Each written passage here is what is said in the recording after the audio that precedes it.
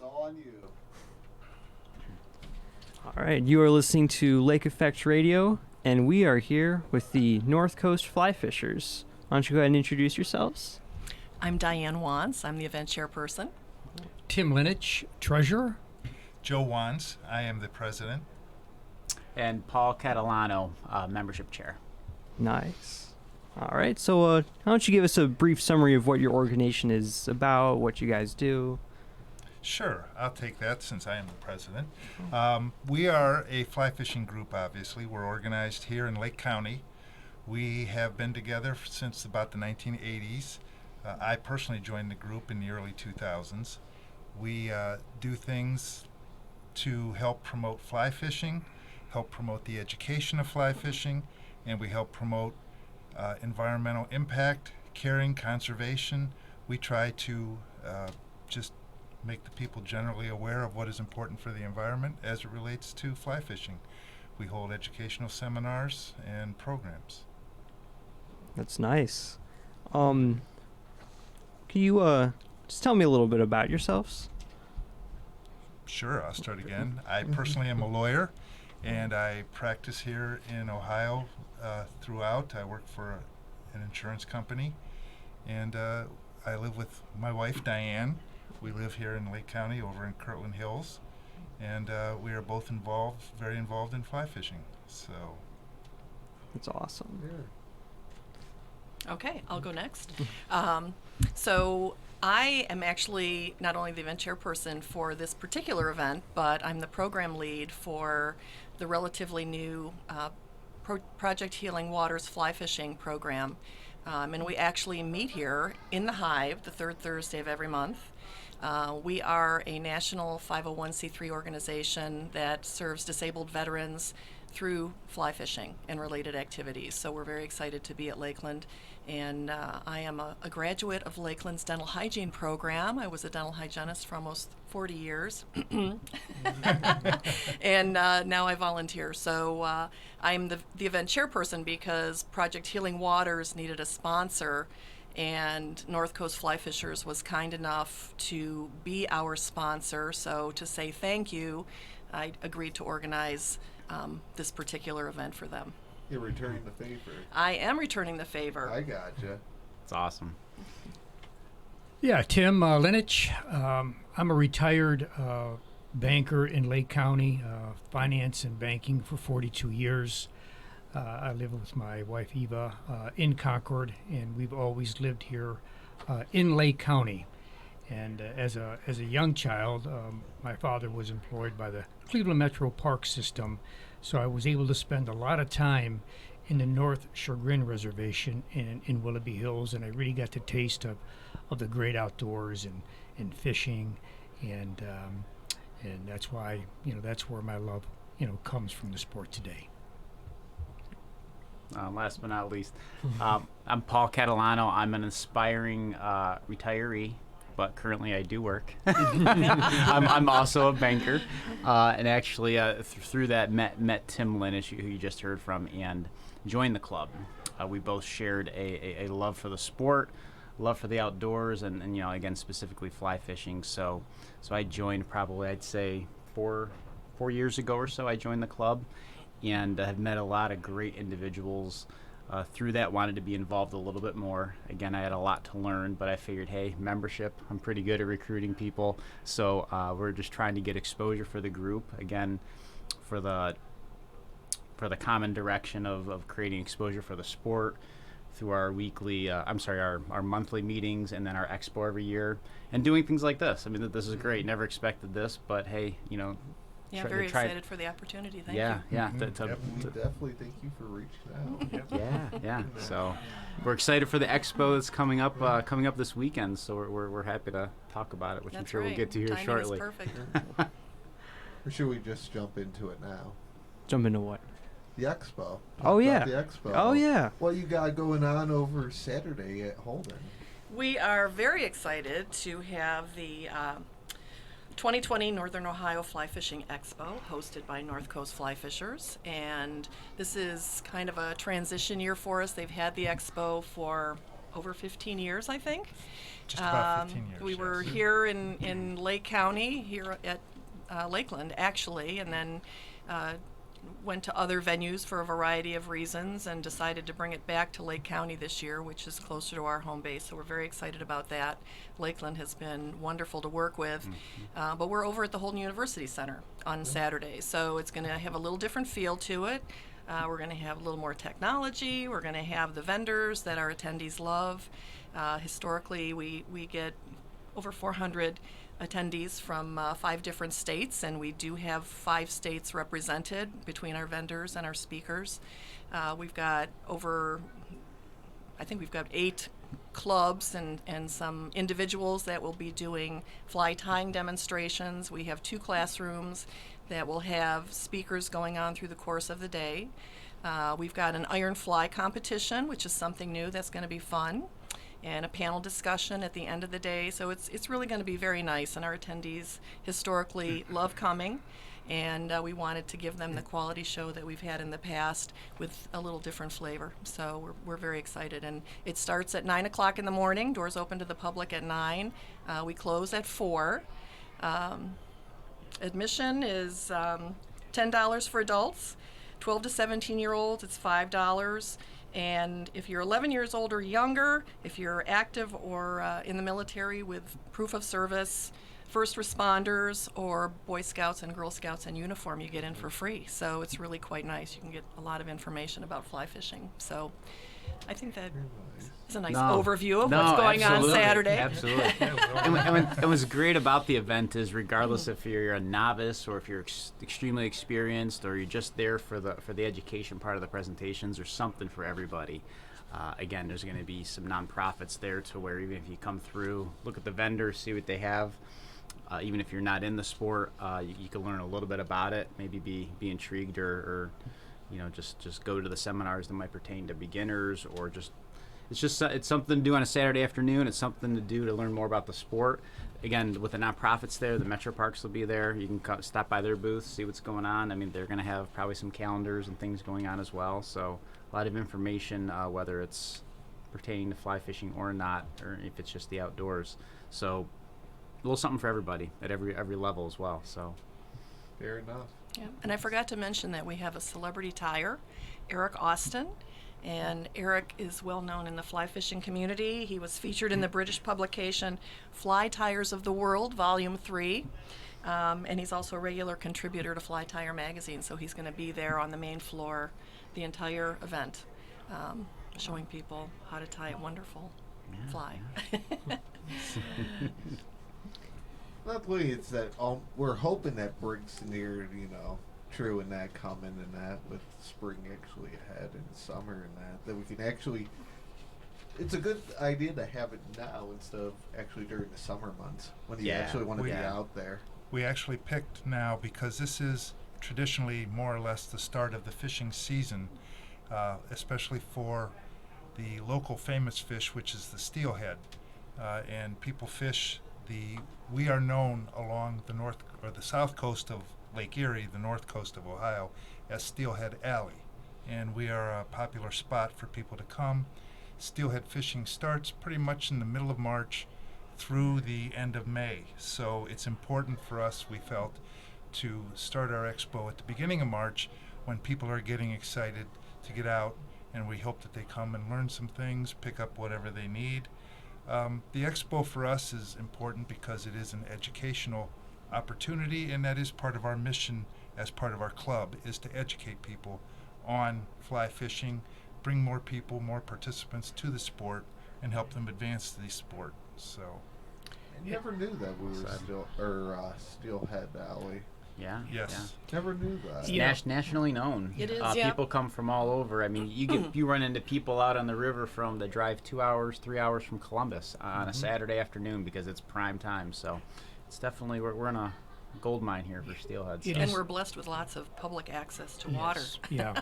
It is such a success story. When I think back when I was young, 12, 13 years old, fishing on the Chagrin River through Willoughby Hills in the park system there, catching smallmouth and rock bass.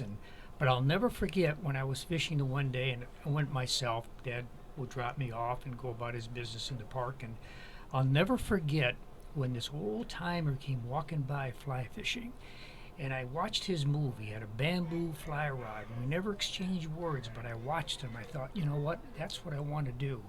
But to think back then that we're catching these smallmouth and rock bass, to think now that we're catching these steelhead, they're an incredible species. And not only do we have the spring run, but then we get the fall run too.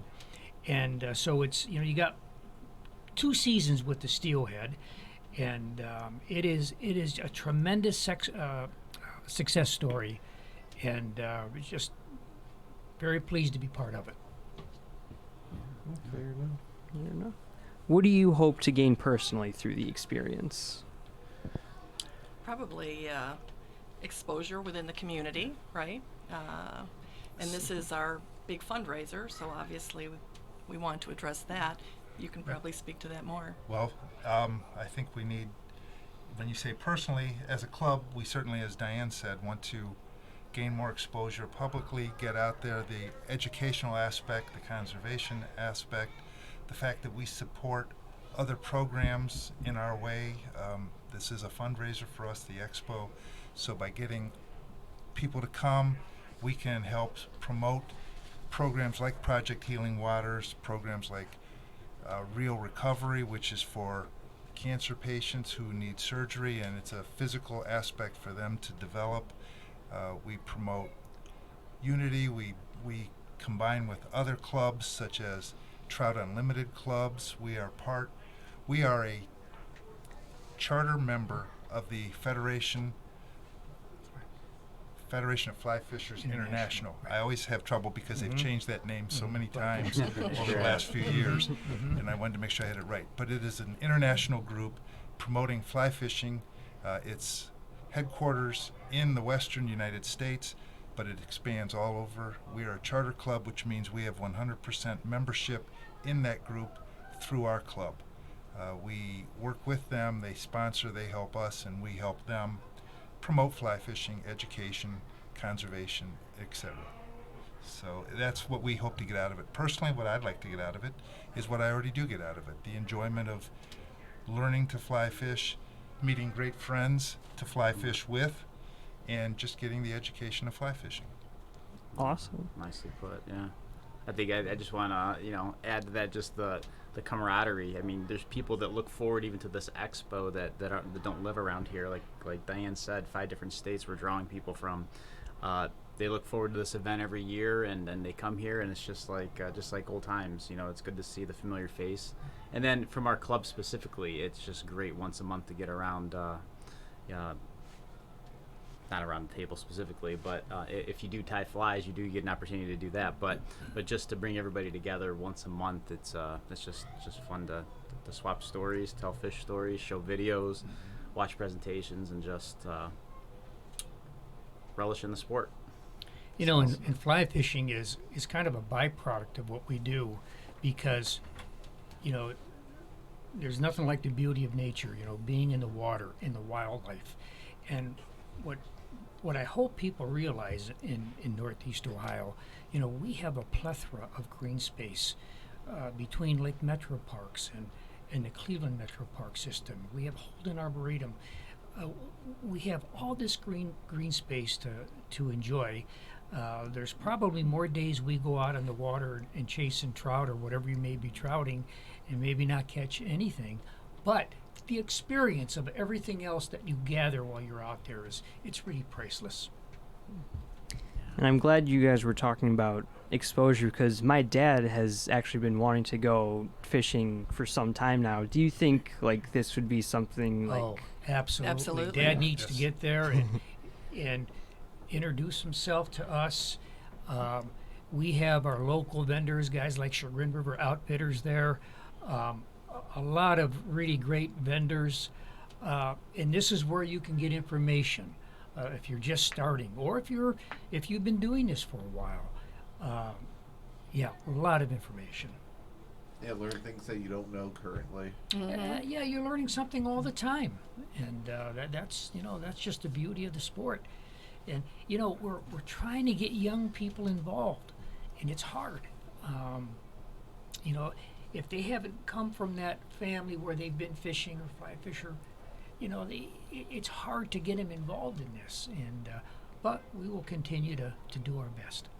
And not to sound like a broken record, but our purpose is, one of our purposes as a club is to educate and bring people and promote the sport. So we welcome beginners. We have, our monthly meetings have a beginner fly tying program. We bring people in, if you don't know how to cast yet, we'll teach you how to cast. We'll teach you how to go out and do things. We want you to come, be part of the group, be part of the experience. It's a great experience to have. So Yeah, you just gotta have the hiccups and willing to learn along the way. Absolutely. And you know, and as a true fly fisher, I know I get more thrilled and excited when somebody else has a hookup. You know, I think I get more out of it that way, watching somebody else and the expression on their face, you know, fight that fish, and then catching it yourself. But it never gets old. He's referring to me over here. Yeah. We have a picture to prove it. No, but I was just going to make mention, the Expo, it's a great place to come, at least, you know, learn more about it if you are interested into it, or interested in finding out more about fly fishing in general. Come see myself or anybody at the membership booth, or anybody that's wearing our North Coast Fly Fishers logo, and we'll get you information on the club. Again, we would love for someone to come, at least attend a meeting, you know, come to one of our monthly meetings just to see if it's something you think you'd want to do. I think you'll learn a lot, and you know, and that's without even having to commit. So public is welcome to our monthly meetings. We don't limit it to just members. We hope that you'll become a member if you get in there and you like what you see, but we want the public to come and find out what we're about, and we make it available. And we meet the first Wednesday of every month, September through May. That's right, because we do have a members-only picnic in June, but that is members only. And where we meet, Learning Center. Yeah, we meet at the Learning Center in Concord, Ohio, 6:30. We're meeting tonight, as a matter of fact, starting at 6:30. And to your point about education and kind of getting back to the Expo, we've got some great speakers that are going to be there. Jerry Drake is the past president of Three Rivers Fly Fishers, and he's an FFI casting instructor. John Brochu is from the Orvis. He's an Orvis Cleveland fishing manager. He's an Orvis Schools instructor and a brand ambassador. Kevin Ramsey is a retired wildlife officer and a Castalia State Fish Hatchery fly fishing class instructor. Mike Durkalek is an aquatic biologist for Cleveland Metro Parks. Mark Signorino is past president of the Pennsylvania Steelhead Association and also an FFI certified casting instructor. He's doing a class for beginners, Fly Casting 101, and he's doing another class for more advanced fly fishers, taking casting to the next level.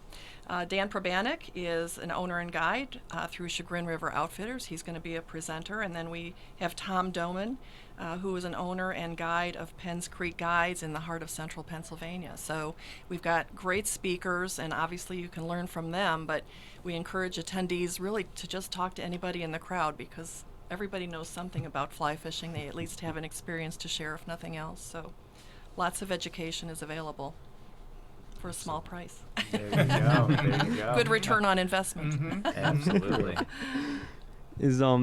Is there any one accomplishment that really sticks out to you? I think one of our great accomplishments is the bond that we've created with Lake Metro Parks. We have what I think is an excellent relationship. Dana Snyder heads up their fishing program there, and we try to support her as best we can with people power, as well as making a small donation at the end of the year to help support the fishing program. So I think of that as really an excellent accomplishment. And also, one of our members, Mike Colo, is very involved with the Boy Scouts, and I know that has had a nice impact. And again, the more young people we can bring into this sport, it'll be safe going forward. And so I think another great accomplishment in the past year, our club has for several years supported Project Healing Waters. We had a gentleman who since has had to retire due to personal reasons, but for a long time he was the area lead of Project Healing Waters. Recently in the last year, Diane took over the program lead for the Willoughby program of Project Healing Waters, and she speaks better to the program than I do, but I think it's a great accomplishment for everyone that we are able to service the disabled veterans through that program. And I'll let Diane maybe just for a minute speak about that. Yeah, so for those of you that don't know, Project Healing Waters Fly Fishing is dedicated to the mental and physical rehabilitation of disabled veterans and disabled active military personnel through the process of fly fishing, and related activities included education and outings. And so we started a new program here in Willoughby. Any disabled veteran is invited to come and check out the class. We teach fly tying. We give them all the materials that they need. They tie their own flies. They get their own fly box. Just this last Saturday, we partnered with Lake Metro Parks, and we had 10 participants, which is what we call our disabled veterans, start building their own fly rods. And they get to keep them. So we teach them how to cast, and we give them basic curriculum, Fly Fishing 101. They get that monthly, and then we take them on outings. And so that the outings are going to really gear up in the next couple months, and really through, I know we've got a couple outings planned this month, and really through probably October, we're going to get them out on the water at least a couple times a month for on the water clinics, or we go to private trout clubs. But none of this would be happening without North Coast Fly Fishers sponsorship, and so we can't thank them enough. Every program of Project Healing Waters needs a sponsor. There are 230 programs nationally. We served over 8,500 veterans just in 2019. 4,000 volunteers, put in over 250,000 volunteer hours. So it's a very successful program. 84 cents of every dollar donated, which is how we're funded, strictly by donations, goes toward participants. So it's a very successful operation. And we currently, in Willoughby, have 18 active participants, and it's just a beautiful thing. They're just very special people, and we are so proud of them for what they sacrificed for us, and we are very happy to now serve them. Again, I'm on a personal level thankful for North Coast Fly Fishers just for their sponsorship. Couldn't be done without them. We're glad to do it, and this is part of what our Expo is about, so that we can do things like support Project Healing Waters. And so we like to have the Expo because that helps us to be able to generate the funds we need to be able to generate the support we need to help these kind of programs. Yeah, within the community and that. Yes. Yep. And the Expo is really our one and only fundraiser. We are a nonprofit, so we need the Expo and the revenue it generates, just so we can do these things and give back, and so Most definitely.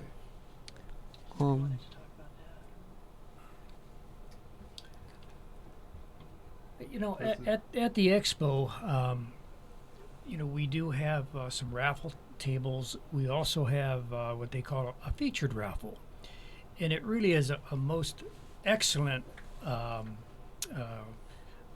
gift if you're lucky enough to win.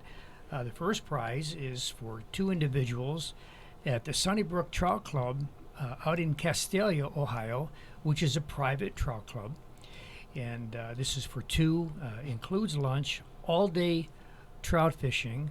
It's about 1.3 miles of private stream, cold water, originates from the Blue Hole. And it is just a great place, lots of trout, not always easy to catch, And then we also have a runner-up prize, which is a 9-foot 4-weight fly rod as a runner-up. And those tickets will be available at the show. They're limited. We only sell 100 tickets at $10 a piece. And the prize there at Sunnybrook is really a special day if you do win that. Absolutely. How would you say the organization's impact would be measured? I think it's measured by what the community thinks of us and what kind of benefit the programs we sponsor recover. As Diane mentioned, we are so happy that we are able to sponsor the Project Healing Waters, the Real Recovery, other groups that we've sponsored in the past, all groups that use fly fishing to help benefit their membership. in Casting for various ways. Recovery. Casting for Recovery, which is a women's group for women who have had breast cancer and need the motion of the fly rod casting to help them with their physical recovery, To heal. Yeah. to heal. Yeah. And there's a mental aspect to fly fishing as well. There's a calm, there's a peace. There's nothing like going out on the river and sitting there and just having the peace and quiet of nature around you while you stand out there, and it allows you to do things and think about things. So we think that that's all good for everybody's mental health and mental aspect, and I think that's an accomplishment that we try to, as a club, teach to people and show and help promote to everyone that we come in contact with. Yeah, it definitely brings more clarity to mind and that of instead of, your normal, worried about, person tailgating you and that. Being out there, all the worries go out that you just forget about Exactly. the normal norm. Yep. Exactly. Yeah. Well, And it promotes mindfulness. You live in the moment. You forget about the bad day you had or what you're supposed to be doing tomorrow. You're just Yeah. focused That family on get that together. moment, whatever it happens to be. So it's very therapeutic for everybody. I don't think you could have said it any better, honestly. I've found it myself to be very, just being outdoors in general. This is Yeah. very, it's Yeah. it's therapeutic. So, I mean, just the way you describe it is something that a lot of people, I think especially in this community, would find very much solace in. So I want to say thank you for that too. Trout hang out in some pretty beautiful places. And, not only are you out there, trying to catch these trout or bass, whatever you fish for, but there's probably people that haven't even seen the bald eagles that we have now in Northeast Ohio. And if you know where to look, you can see them almost every day, depending on where you're at. To think that we've got bald eagles now in Northeast Ohio, I just find that incredible, because as a young boy, we didn't, and so that's just that's the byproduct of being out there on the water, getting a glimpse of a bald eagle, or a red-tailed hawk. But the eagles are incredible. Herons, kingfishers, Everything. we've got them Yeah, all, yeah. yeah. And it just engages all of your senses. Yes. You're standing in the water, you're listening to the water and listening to nature, and Yes.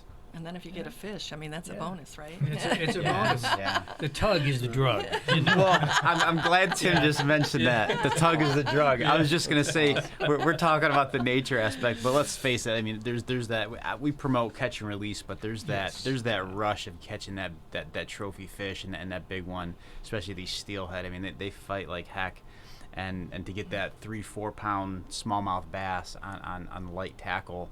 I mean, I think any true fisherman, fly fisherman or not, it's that tug's the drug, as Tim said. I can't even explain it better than that. It's a rush. I mean, you're fighting Mother Nature. Fighting the wild. Are there any other fish in particular that just take joy and a thrill in catching? I think most of us take joy or thrill in catching any fish. It's just the idea of being out there and being able to, for example, Diane was mentioning with Project Healing Waters, they built fly rods, or started building fly rods. If you tie your own fly, or if you build your own rod, or even if you don't, but to be able to go out there and just learn the techniques and develop the techniques that you can go out against nature, so to speak, and be successful and catch a fish. And Well, the fly you made, yeah. out of a fly you made, or a rod you built, or even just the fact that you learned all the techniques, all the abilities you needed to learn to do that. It's all a good rush, and it's all a lot of fun. Yeah. So You know, and it's not always about catching the biggest fish like these steelhead. I mean, they're an incredible species. You know, you latch on to an 8, 9, or a 10-pounder, and you've got your work cut out for you landing that fish. But you could be on a limestone stream in central PA catching a 10 or a 12-inch native brown trout.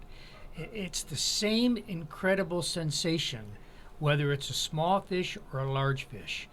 And just the idea that you did it and you fooled that native fish.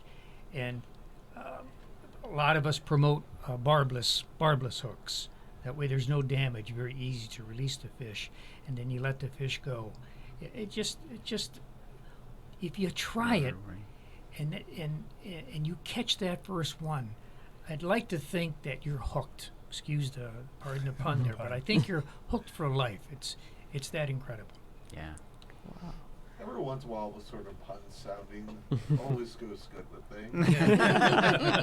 It's that old, cliche. Yeah, it works.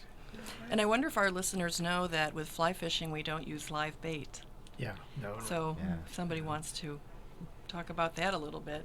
No live bait. Yeah, no live bait. It's you have these flies and streamers that mimic the flies that are on the water, and you have to match the hatch. It's not, trout can be very finicky. Steelhead probably less finicky. They'll attack something just because they can. They're the biggest fish in the river that we have here, and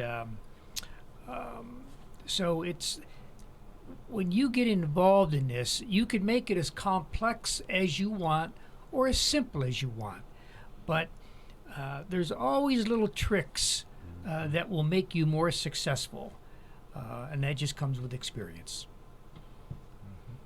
Or the one other thing, School of Hard Knocks.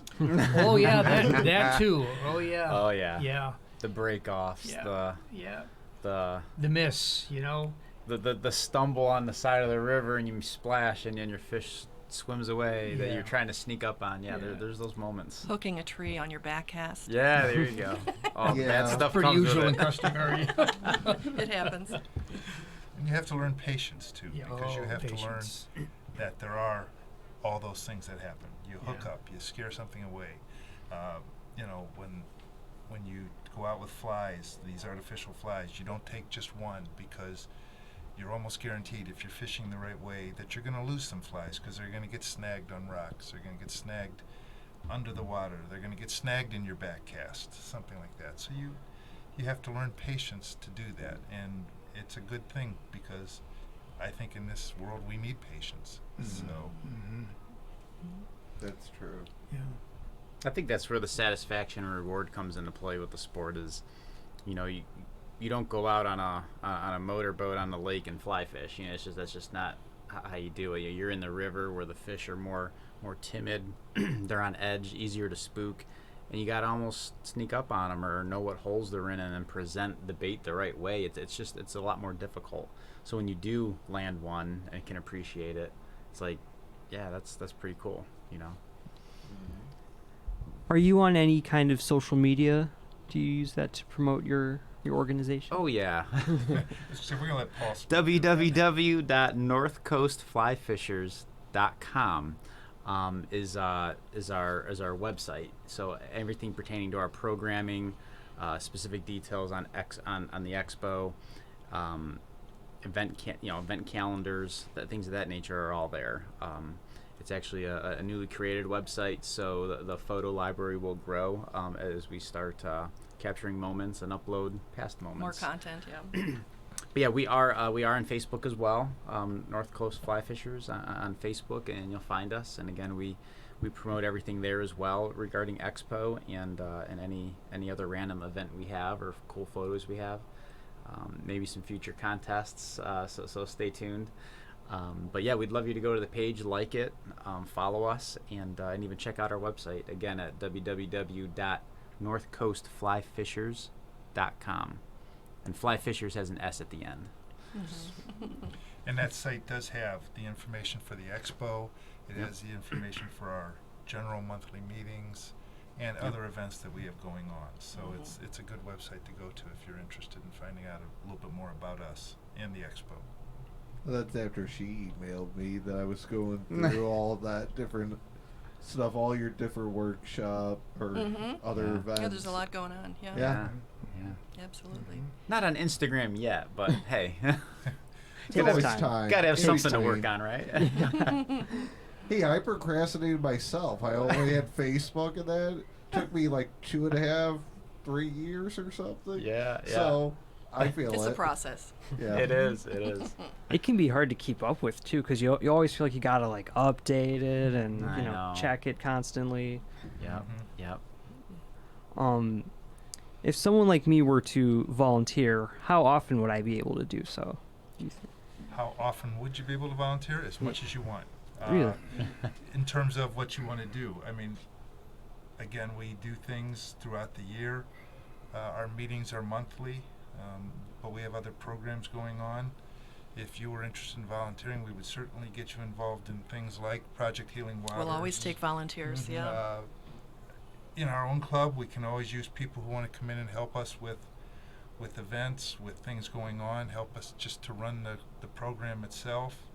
Whatever level of volunteering you want to do, we can find a way to get you involved. So we would love to have as many volunteers as we can find. And you don't have to be an angler. Other volunteers have other skill sets that are needed. And that's always Yeah. true. Yeah. So True. never turn anyone away. How does it volunteering fit in the big picture of your organization? Would you say? Well, volunteering is really everything. If we don't have our membership volunteering, then it puts a strain on the organization because you need the bodies to make these things work, like the Expo. And We are all volunteers. Yes. There's Yeah. nobody here who is a paid employee or anything Oh. else. We are all volunteers, so we all rely on each other to help out. And yet the Expo is the biggest volunteer draw, if I'm correct. So there isn't a problem with volunteer fatigue. Some people are nervous to volunteer because they think they'll be asked to do too many things, and I don't think that really is That's- an issue with North Coast Fly Fishers. that's correct. So that's I think true. that's important to know. I mean, we'll take as much as you want to give, but we'll take as little as you want to give as well. Yeah, We're and just happy to have the help. ask does not happen very often. Correct. Yeah. Correct. So I think, and just to reiterate, there's some of our affiliate partners might have volunteer opportunities, and that's what will steer you in that direction. So it might not be directly with our club putting on something, but a lot of our affiliates need assistance, and when they let us know, then we communicate that to the club. So there's definitely a lot of opportunity in that Yeah. regard. kind of a conduit Yeah. of volunteers for other organizations. Thank you for that. Just out of curiosity, I know you said you've been around since the 80s, but how long have each of you been involved yourselves? Well, I mentioned I've been in the club probably of this group right here the longest. I had started around, I don't remember exactly, but it was around 2004 or 2005 with the group. And I went in my first year, learned the ropes, and my second year in the program, I was the Expo chair, which is what Diane is doing now. I worked that job for about 4 or 5 years, and then I promoted to the presidency, which I've been in since then. So that's my story. I've been in the group the longest. I'm going to say that I've been involved about 8 years. Joe, is that I about? think so. About Yeah, 8 years. And been treasurer for most of those years Yep. with the organization. I am the newest member here. I've been a member of North Coast Fly Fishers for less than a year, and it's more of a partnership because of Project Healing Waters. I have more involvement with that organization. So I'm also a relatively new angler. So I'm learning as well. But I do lots of other things. This is Paul, and I did mention it when I introduced myself. It's been about 4 years now that I've been involved, and you know, I can't say I'm one of the youngest in the club, but I might be. And the thing is, though, the great thing about this club is that age is nothing. I mean, we have people that come to our expo that are in college, that are younger than that, you know, that are in their early teens, 12-year-olds, you know, even younger than that. If you can hold a pole, you know, we have people affiliated. You know, but I think the draw here is, you know, the age means nothing. I think we have a lot of experience in the club, and I think someone, again, that's a novice is going to gain a lot of knowledge from that. I know I've learned a lot. I don't tie flies personally, but I have people around me that could show me. I might say, hey, I'm going to go here and fish this type of fish. Do I have the right setup? So I ask Tim every time. I said, what do I need? And he tells me what I need to bring, or what I need to rig my line up as far, you know. So there's always people there to help you out. And so I think regardless of who you are and how long you've been in the sport, it's a great thing. Got great people around you. Unless it's the school of hard knocks. Yes. Every once in a while. You learn what not to do. Right. And I think one of the beauties of fly fishing is it's a sport that you can do alone, you can do with a group, you can pretty much go anywhere there's water and go fly fishing, and you're not limited to an age. You know, it's not like other sports like football where your body tells you at a certain point in your life that, you know, you really shouldn't be doing this anymore. You know, you can fly fish forever. I mean, it truly is a lifelong hobby. So it really is a beautiful thing. Mm-hmm. True. Do you take donations? We would. We mostly build our funds through the expo and through membership dues. We receive dues from members, and part of our dues is also to collect for the Federation of Fly Fishers, the international group. Our dues are actually pretty reasonable. It's $20 for us and $35 for the FFI. It's per year. That's per year. Yeah. We have. I can honestly say I'm not sure we've ever received a flat-out donation, but No. I suppose if someone wanted to give it to us, we wouldn't turn it away. Exactly. It would allow us to do more through promotion and through the volunteering that we do. So That's awesome. And the Fly Fisher International part is really critical for our organization because they provide us with the insurance we need, liability insurance, so we can function and we can have an expo. Because without that group premium, the cost would just be way out of control for an organization like ours to be able to pay. So call it the FFI is a very critical piece of North Coast Fly Fishers, and we do mandate that all our members are members of Fly Fishers International, and they do so much good for the fly fishing community, fishing in general. yeah. And what's next? Do you have anything planned for either next year or just in general after the expo? I think we reflect back on the year, and again, the expo is our main fundraiser. We're always trying to tweak it, and Paul, he reminds of this often. He is the youngest member. He lets us know all the time that he's the youngest member. So, you know, we try to tap into that young brain to give us more new and fresh ideas, because you don't want to get stale. So, you know, we're just always searching. When you have a certain budget to stay within, it makes things a little bit tricky. We're very thankful for Lakeland. Very thankful. Yeah, they've been wonderful to work with. And to your point on creativity, one of our members, Larry Ellswick, came up with a great idea this year, talking about tweaking it a little bit, called the Iron Fly. And I think everybody is familiar with Iron Chef.